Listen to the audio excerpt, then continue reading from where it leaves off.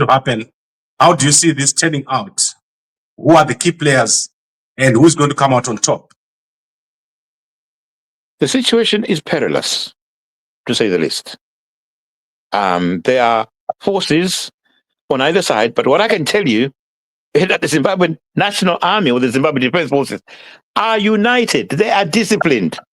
All these talks about, factions within the armed forces, it's clearly not so. It's clearly not so. What's going to happen is that ZANU-PF is going to revisit itself. They're going to go through the motions, and there is pressure. I kid you not. There is pressure on the president to take action. There is pressure on the president to resign, as you know. Whether he's going to resign, it's a matter for him. It's not for me. He is better judged than any other person to make a decision that best suits him, that best suits the country. But the situation is perilous. That's all I can say. Okay, what is your preference? Would you prefer that he steps down, and who would you think should take over? What kind of political structure do you prefer?